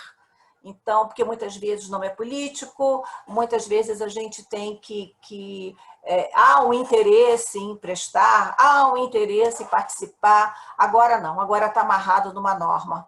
Você pode até, por algum motivo, estar numa situação de exceção, mas é uma exceção que está burlando uma normativa da casa. Não parece não, mas isso dá uma força imensa ao quadro técnico da instituição. Uma outra norma que a gente promulgou também naquele ano foi a de avaliação e recebimento de doações. Então, nós temos um grupo que avalia, que opina, que discute e que decide junto o que vai se receber e o que não vai se receber na biblioteca. E a principal para a conversa de hoje, que é a norma de registro patrimonial e atribuição de marca de propriedade, que deveria, por justiça, se chamar até Fabiano Cataldo, porque o Fabiano foi um grande incentivador, né, dessa norma, com quem nós conversamos muito e que nos apoiou muito e que nos subsidiou tecnicamente para que a gente realmente levasse a efeito e peitasse isso, porque, como a Mônica mostrou, você sempre teve na biblioteca essa cultura do carimbo, né? Se reconhece a importância do carimbo. Mas nós tivemos um determinado período em que carimbar uma obra rara passou a ser um movimento, no mínimo, discutível, né? você vai impor um carimbo a uma obra valiosa, a uma obra que tem um valor importantíssimo? Vamos sim, porque, como a Mônica também falou, o acervo, que é patrimônio público, ele é para ficar onde está para sempre. Então, ele pode ser carimbado, sim, ele não vai mudar de mãos. A gente espera que ele esteja sempre na instituição, disponível para todos nós, cidadãos, na verdade, os donos desse material, né? Bom, fora isso, algumas medidas de segurança se impuseram na casa. Então, a gente começou com o monitoramento contínuo dos espaços, né? É importante a implantação de câmeras de segurança, de sensores de movimento, detector de metal na porta principal. Isso tudo veio muito atrelado às normas de circulação. Nós passamos a ter uma identificação diferenciada entre pesquisador e visitante, né? E dentro das salas de consulta, apenas o pesquisador entra, depois que ele é cadastrado na entrada.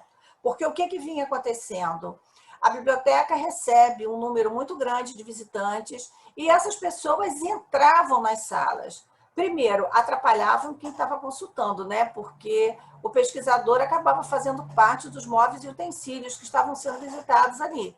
Isso atrapalhava quem estava pesquisando, isso dificultava a questão da manutenção, do monitoramento daquelas áreas. Enfim, hoje o visitante ele não entra mais nas salas de consulta. Foi colocado à frente de cada sala uma porta de vidro, as pessoas olham pelo vidro, né?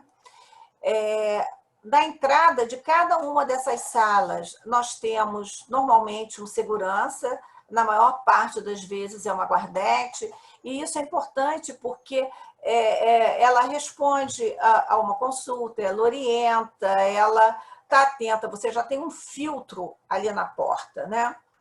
E, como eu já falei com vocês, a restrição de acesso às áreas de guarda de acervo. Acabou esse negócio, vou lá dentro e olho. Não, entra na área de acervo quem trabalha na área de acervo, né? É uma questão de disciplina que a gente foi se habituando. Aqui é uma vista da sala de monitoramento das câmeras de segurança. Mais uma vez aqui, ó, a seção de manuscritos em evidência. Manuscritos hoje está em evidência, né? E aqui os guardas observando o movimento dentro das salas. Isso é muito importante, porque isso te ajuda. E você se sente protegido e você fica com a imagem gravada. Já tivemos situações de retornar as imagens para verificar ocorrências dentro das salas, às vezes problema entre o pesquisador e atendente, o pesquisador reclama, diz que foi isso, a pessoa diz não, foi assim. Então, isso é muito importante, não só para a segurança assim, física do patrimônio, mas também porque você tem ali um registro do que efetivamente ocorreu naquela sala, naquele momento. Enfim, isso é legal. Aqui procedimentos de identificação, né, na entrada da biblioteca. Esse aqui agora é a etiqueta dos visitantes, né? Então, a pessoa chega, recebe essa etiqueta, cola na sua roupa e ela transita, né, pelos espaços, né, livres, os saguões de acesso livremente, ou na visita guiada, ou nas visitas espontâneas, mas eles passam por ali.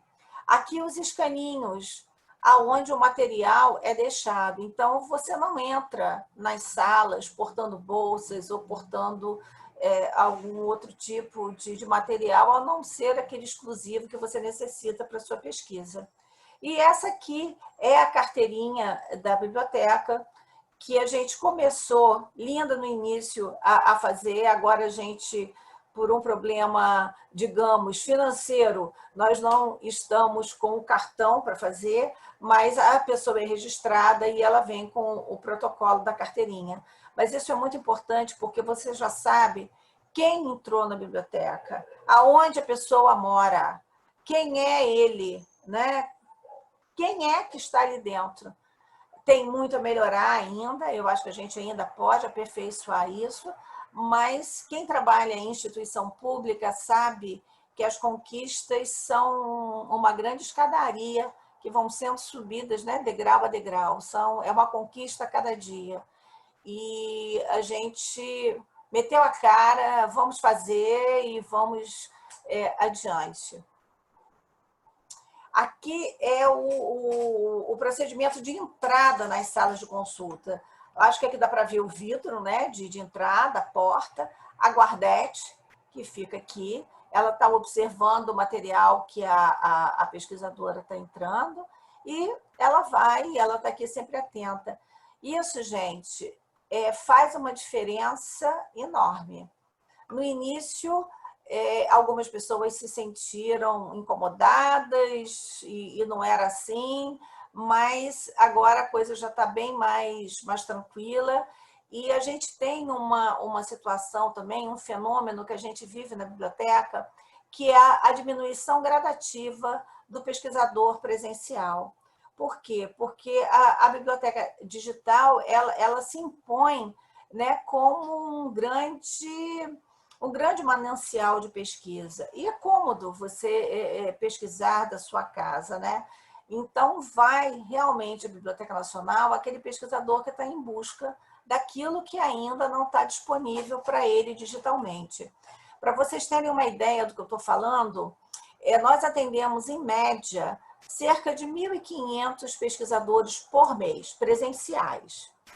A BN Digital, normalmente, tem 4,5 milhões de acessos por mês. Durante a pandemia, nós chegamos a 10 milhões de acessos em agosto, se não me falha a memória. Então, vocês sintam, a biblioteca nunca foi tão consultada como é agora. Embora as salas de consulta não estejam mais tão cheias como há alguns anos atrás. Bom, chegamos aqui na instrução de serviço número 06, de 8 de novembro de 2016, com normas para registro patrimonial de acervo e atribuição de marca de propriedade. Quem se interessar pela obtenção da norma na íntegra, o e-mail está no final da apresentação, vocês podem mandar, a gente manda para vocês sem problema. É importante a gente dividir esse procedimento que a biblioteca consagrou internamente na instituição. Mas o que é importante dessa instrução de serviço? O que realmente ela trouxe de diferente? É que as disposições da presente norma, que se apresenta para os procedimentos de registro e identificação de acervo, elas são executadas no âmbito de toda a coordenadoria, o Centro de Coleções e Serviços aos Leitores, a coordenadoria de periódicos, de acervo geral, de acervo especial, bem como todas as suas divisões, e a coordenadoria de serviços bibliográficos, que é quem trata os livros que chegam pelo depósito legal.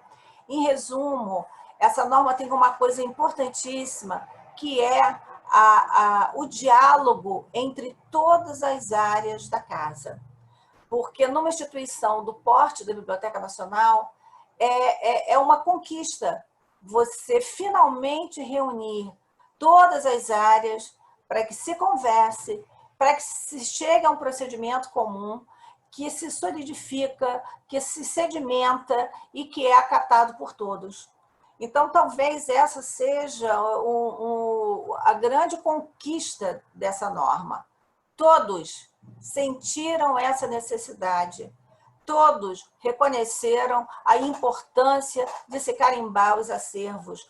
Todos nós passamos pela situação da dificuldade, da luta, da angústia de recuperar esses acervos. Quer dizer, grande parte desses acervos, eles só foram recuperados em função das marcas de propriedade da casa, dos carimbos, dos ex-libris, ou das marcas que esses carimbos em algum momento deixaram, né?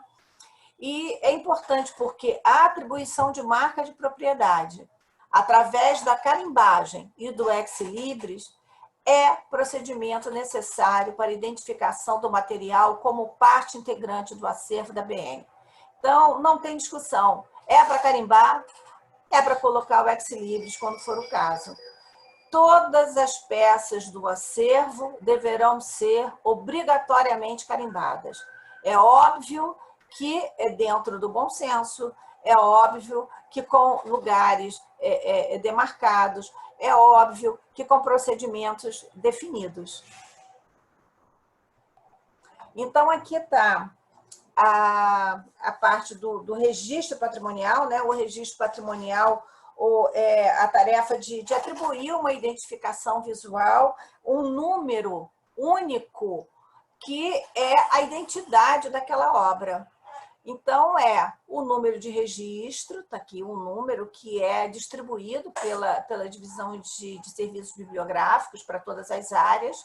Depois a gente tem aqui um conjunto de letrinhas que dá conta da descrição da modalidade de aquisição. Aqui é um DL. Isso quer dizer que esse livro ele era uma duplicata do depósito legal. Antigamente era CL, né? O DL se convencionou para se utilizar como depósito legal.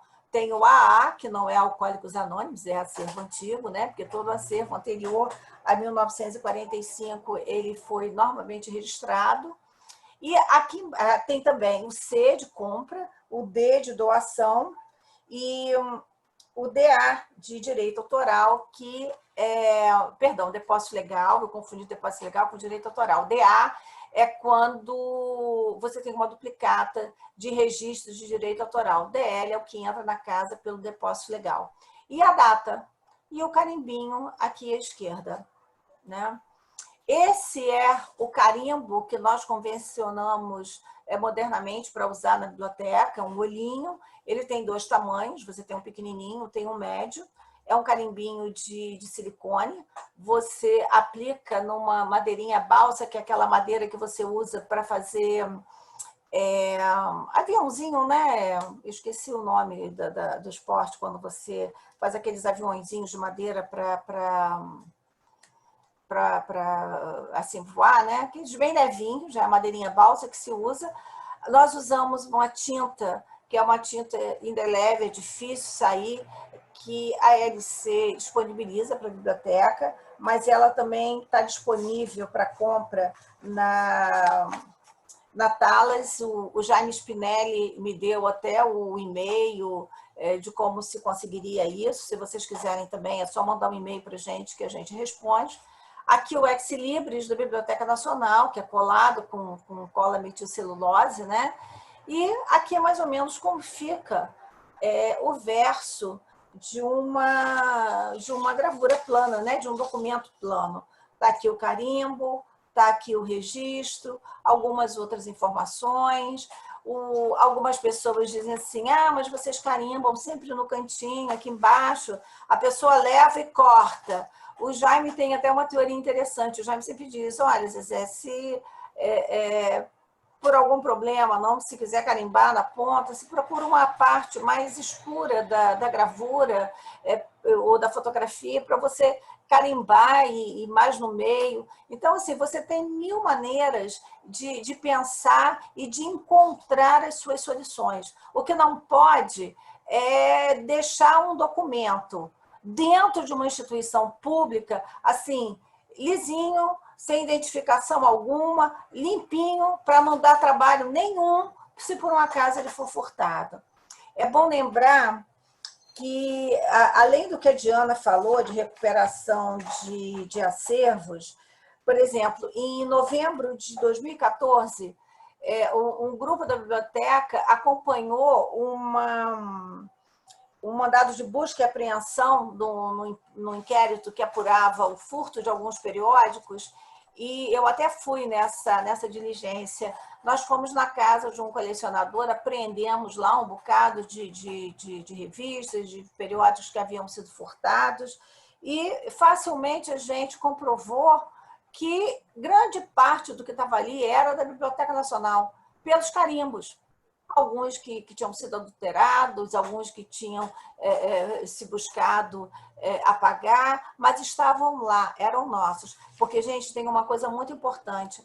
Não adianta você saber que aquele documento pertence à sua instituição. Você tem que provar que aquele documento pertence à sua instituição.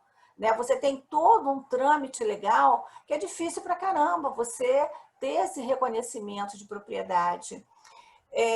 Nós recebemos também na biblioteca, acho que em 2017, um contingente enorme de peças que foi apreendido pela Delemap em várias incursões. Eram umas 900 peças que chegaram na biblioteca das mais diversas tipologias. Livros, periódicos, manuscritos, documentos avulsos, fotografias, plantas, mapas, enfim.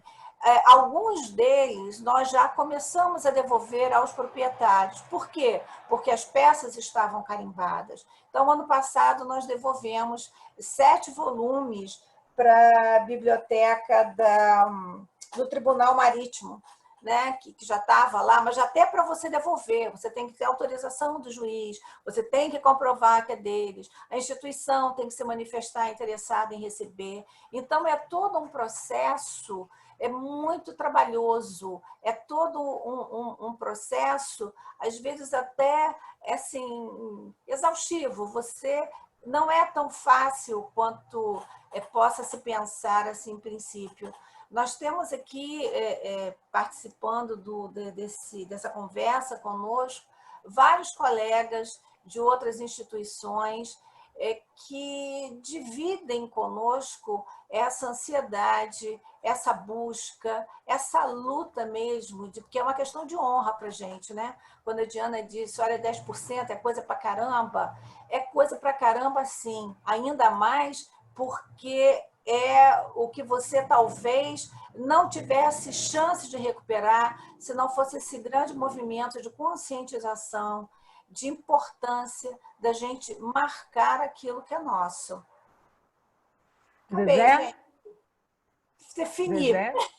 Oi. Pois é, já estouramos nosso tempo. Obrigada, gente. Desculpa eu ter atrasado aqui. Agradeço muito a vocês. Não posso deixar de agradecer com carinho especial ao Cataldo, a Maria Cláudia também, que é a nossa companheirona, você, Fátima, as pessoas todas que estão sempre junto da gente, e as minhas queridas Diana e Moniquinha, né? Porque estamos ali dia após dia, uns dias melhores, outros dias de ganho, alguns dias de perdas, mas a gente está junto, sem desistir, levando esse trabalho adiante. Obrigada, gente. Nossa, maravilhosa. Olha, fica até difícil a gente falar depois dessa apresentação, né? Porque vocês fizeram uma apresentação completa, uma deu sequência à outra, então, assim, fica até difícil. Eu queria falar que a gente tem o teto de 20 horas, né? A gente não pode ultrapassar esse horário. Nós temos 2 perguntas, mas eu queria falar 2 coisas, né? Primeiro, assim, agradecer imensamente participar dessa apresentação, porque a gente tem feito um trabalho com as meninas, né, com as 3, e elas nos auxiliam demais, né? Dizer assim que é muito importante você ver o papel do bibliotecário ou do responsável por aquele acervo, né? A gente precisa ter uma postura diferente. Quando esses furtos começaram a acontecer, assim, com uma incidência maior, as pessoas tinham um pouco de vergonha, né? E é compreensível. Você está ali para atender um pesquisador, você não espera estar sendo furtado, né? Provavelmente tivemos alguns problemas de segurança. Mas essa postura proativa que a gente vê nas meninas, né? Essa gana, essa vontade da gente conseguir trazer essa obra de volta, isso é o que nos move. A gente tem que fazer esse trabalho. É um trabalho difícil demais, né? porque a gente não imagina que a gente vai ter que dar uma de detetive, fuçar, virar, olhar, usar milhões de luzes, é muito difícil, é um trabalho complicado. A gente está passando por isso, né, com a colaboração delas, e realmente assim, é um trabalho difícil. E assim, queria falar também, né, enquanto bibliotecária, enquanto também trabalhando num acervo, que já passou por essa situação, o quanto é importante a gente também fotografar, digitalizar, divulgar o acervo, participar dessas redes, né, de troca de informação. A gente, uma dá suporte à outra, uma sabe a marca da outra, uma consegue identificar, se ver. A gente agora fica monitorando esses leilões, né? Isso tudo é muito importante. Essa postura de acervo fechado, a gente tem que romper com isso, né? Eu queria citar, por exemplo, o José Tavares, que é bibliotecário da UFRJ, que tem feito um trabalho também super bacana, né? É um trabalho difícil. Vocês, a gente lá na Fiocruz, a gente tem trabalhado muito, tentando reaver algumas obras. Então é isso, meninas. Nós temos 2 perguntas. Eu vou falar rapidinho para a gente não ultrapassar o nosso horário, tá bom? A primeira é a seguinte: existe um treinamento especial para os profissionais de segurança e limpeza e terceirizados na Biblioteca Nacional? E eu vou falar logo na sequência a próxima, porque aí vocês respondem na sequência. Como está a questão de segurança nesse momento de pandemia, em tempos de trabalho remoto? Segurança física da Biblioteca Nacional. Podem ficar à vontade. Quem responde? Quem responde? Eu? Pode ser, mãe. Bom, então vamos assim. Durante a pandemia, nós fechamos a Biblioteca Nacional no dia 17 de março. Nós saímos naquele dia de forma muito atabalhoada. A gente não esperava que essa situação perdurasse por tanto tempo. E quando eu subi, não sei se as meninas até lembram, quando eu subi para a reunião de diretoria colegiada para fechar, a gente já teve o cuidado de sair guardando tudo, trancando tudo. Nós tínhamos vários materiais separados para a exposição de Dona Maria I, que ia acontecer logo depois. E a gente teve essa preocupação em todas as áreas de sair guardando, como diz a Moniquinha, tudo nas suas respectivas casinhas. Então, a gente saiu, teve esse cuidado. A biblioteca está ainda, né, hermeticamente fechada. Eu tive uma situação de precisar averiguar uma denúncia de furto. Fui de coração aos saltos, foi uma denúncia de um pesquisador lá do Pará, em cima de um periódico, e só entrei na biblioteca depois de autorização da presidência e da diretoria. Então, esse cuidado de acesso à instituição, isso foi muito, muito rigoroso. Agora, é lógico que a gente conta com câmeras, que sou obrigada a admitir para vocês que ainda não é 100%, é muito mais do que a gente tinha, mas ainda tem que melhorar. Mas a gente tem essa tranquilidade, entre aspas, né? Porque nunca é 100% tranquilo, de ter uma equipe de segurança que está lá, responsável por quem entra, por quem sai. São 2 rondas diárias, uma pela manhã, uma de manhã, uma à tarde, e acho que eles fazem uma de madrugada também. Dentro da biblioteca está a brigada de incêndio, 24 horas, né? O tempo todo, 24 horas por dia. Esse é um problema importante também, quando você pensa em acervos que estão fechados, né? Enfim, nós tomamos todos aqueles cuidados que foram possíveis para nós. A coordenadora de administração, que é responsável pela segurança patrimonial, né, do prédio e tal, semanalmente, porque a gente tem reuniões semanais de diretoria colegiada, inclusive para avaliar né, ocorrências e tal. Então, eu diria a você que dentro daquilo que é possível a biblioteca, nós tivemos, sim, todo o cuidado que foi possível. Agora, eu sempre digo que nada está pronto, né? A gente tem que estar sempre atento, a gente tem que estar vigiando o tempo todo e nós, quando retornarmos agora, acho que o nosso retorno já não tarda muito mais, então já está previsto todo um movimento de verificação dos acervos, né? De se ocorreu algum problema, alguma infestação por fungo, alguma situação assim.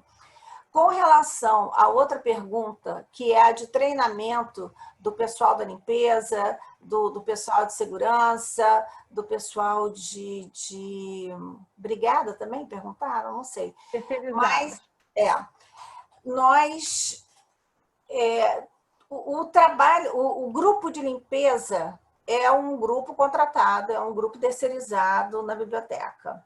A coordenadoria de preservação, ela tenta dar instruções mínimas a essas pessoas de como elas devem fazer a higienização das áreas, né? A higienização do mobiliário.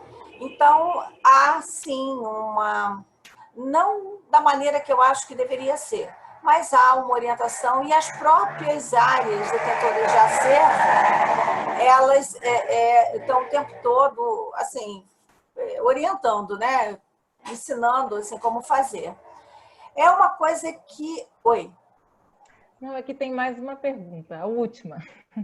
Pode continuar. Não, então eu estou te falando. Nós tivemos agora uma redução do quadro de servidores da limpeza. É uma coisa até que, de uma certa forma, está nos preocupando, porque a gente retornando, a gente tem um protocolo bastante rigoroso de higienização, né, da instituição, do mobiliário e tal, mas a gente tem que enfrentar isso. É uma situação que tem atormentado praticamente todas as instituições públicas, especialmente as da cultura, né? Nós tivemos um corte fantástico de verbas, estamos de pires na mão, a gente não precisou parar nenhum projeto que tivesse assim, começado. Nós temos obras programadas para o retorno, nós temos a instalação de 15 hidrantes em área de acervo. Então, vai ser uma obra pesada, de quebra-quebra mesmo, dentro das nossas áreas, mas que é importante por uma questão de segurança, sim, contra incêndio. Enfim, eu costumo dizer que a gente está sempre a caminho, né? A gente está sempre fazendo o possível. Eu não vou nem te dizer o melhor, eu não vou assim dizer que está pronto. Não está. Mas está infinitamente melhor do que já foi um dia. Isso eu posso garantir para vocês. Bom, então a gente vai encerrar com a última pergunta, para a gente não ultrapassar muito tempo. Nas obras raras, onde vocês carimbam? As obras raras você normalmente carimba. Os livros você carimba no verso da folha de rosto e numa página determinada no meio da coleção, né? Todos esses procedimentos da onde você coloca, como é que você faz, a nossa norma, ela explicita bem passo a passo. Né? Se alguém tiver interesse de receber, a gente encaminha. Mas, normalmente, livro é no verso da folha de rosto e as bibliotecas convencionam, normalmente, a página 33 para se colocar. Né? Nos folhetos, quando eles têm menos de 50 páginas, também o verso da folha do rosto e alguma página mais no meio da publicação. Né? Mas é isso. Agora, é lógico, gente, a gente tem que ter discernimento. Você não vai carimbar em cima do texto, você não vai carimbar a torta e direita em qualquer canto. Mas o importante do carimbo, primeiro você tem uma questão da história da publicação, né? A quem ela pertenceu, em que instituição esteve. Então, você tem, através dessas marcas, um histórico daquela obra. Mas também, e principalmente, a quem ela pertence. Eu acho que é uma coisa importantíssima no sentido, se algumas pessoas falam, mas não vai impedir de roubar. Não, não vai.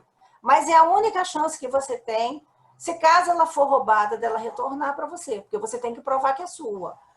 Porque, como eu falei, não adianta dizer, a obra é minha. Não é não. Só é sua se você comprovar que é sua. Daí a perícia, daí eu me lembro, eu não faço parte diretamente do grupo de perícia, mas eu me lembro das meninas enlouquecidas. O pessoal da preservação, a Diana, a Mônica pesquisando histórico alucinadamente, as pessoas tentando montar aquele quebra-cabeça. Então, gente, não é fácil você recuperar uma obra furtada. É um trabalho assim, de formiguinha, né? Mas você, quando tem alguma coisa, algum sinal que possa dizer que aquela obra é sua, facilita muito. Como a Diana falou, a importância de uma descrição mais detalhada, né? Os sinais daquela obra, o que faz aquele seu original diferente de outro. Enfim, é isso. Agora, quem quiser a norma detalhada, como é que faz o carimbo, como é que bota, como é que é a gotinha da tinta, né? Eu mando tudo para vocês por e-mail. É só pedir e a gente encaminha, tá? Tá ótimo, gente. Então, eu queria mais uma vez, né? Eu acho que o título da palestra de vocês, ele já resume tudo, né? Eu achei super um ato de proteção. Carimbar é um ato de proteção, né? Então, queria agradecer demais. Eu acho que todo mundo poderia ficar aqui horas conversando sobre isso, se inteirando mais desse assunto, né? Que é um assunto super importante, não só para quem tem obras raras, mas também as bibliotecas que têm acervo corrente também têm muitos furtos, né? E também precisam ficar atentos. Então, é isso, pessoal. Muito obrigada. Eu queria agradecer ao grupo de pesquisa, estudos sobre o patrimônio bibliográfico e documental, né? Também a todos os organizadores desse evento. A gente sabe que fazer um evento nesse período é muito difícil, é muito trabalhoso, e a gente conseguiu montar, né, esse ciclo de palestras. Dizer também que a gente tem conseguido muita coisa porque o pessoal da Polícia Federal tem atuado bastante com a gente também, né, tem dado um suporte assim, muito importante, né, subsidiando esses trabalhos todos. É isso. Muito obrigada, meninas. Boa noite. Boa noite. Obrigada, Fátima. Boa noite, gente. Obrigada, hein? Tchau. Obrigada.